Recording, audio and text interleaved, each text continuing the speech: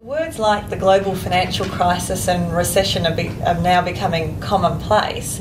How are these things impacting on Tasmania and also Tasmanians?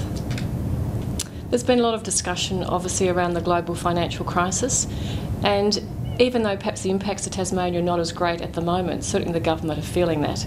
And in the budget recently announced, there's $1 million in GST revenue that we get from the Commonwealth that is no longer going to be around, and there's about $500 million worth of state taxes that aren't going to be here.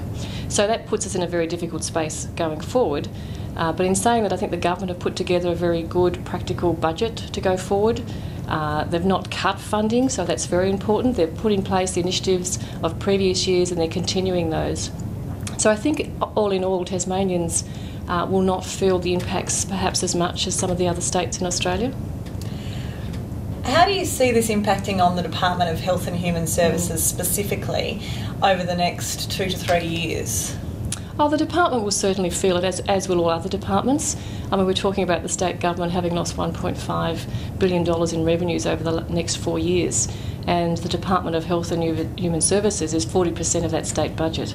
So by default, we have to bear some of that pain. In 2009-10, we have to find about $50 million in savings.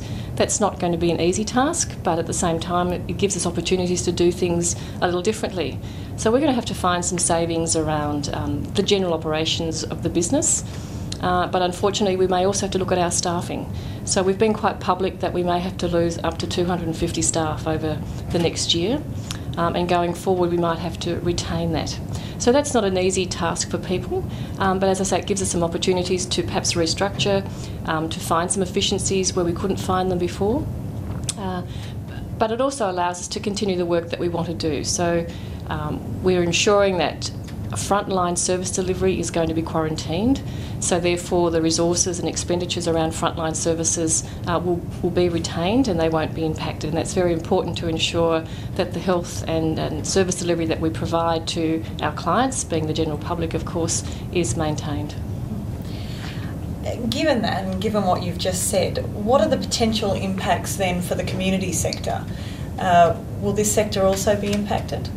Look, I think the community sector is in a very good space going forward. This year we have about $169 million worth of grants to go back out to the community sector. Of course, they might feel the impacts from what happens externally, but they're funded now, of course, to assist with that. I think they're in a very good space. I don't think it's bad news for the community sector at all. The government also provided some additional funds to help with the disability wages increase, so that's another positive for the sector going forward. As I mentioned before, the reforms that were started in previous years will continue, so all that good work will come to fruition. There's been a lot of talk around about governments needing to tighten their belts at the same time as we have seen announcements about stimulus packages and funding boosts.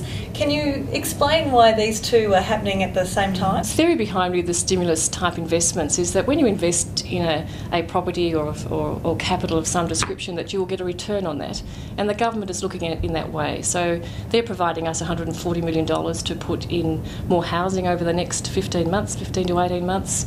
That will take more people off the street. That means there's less impact on our health and human services areas. So albeit that it seems a lot of money, it's coming out of a different sort of bucket of money than just the day-to-day spending. So they're looking at it as a future investment in what we do. So yes, I can see the conflict. I have to say at times I've had that same conflict myself. But I think it's something that other governments have done in other countries. They see the benefits of it. I think there will be some benefits to this state.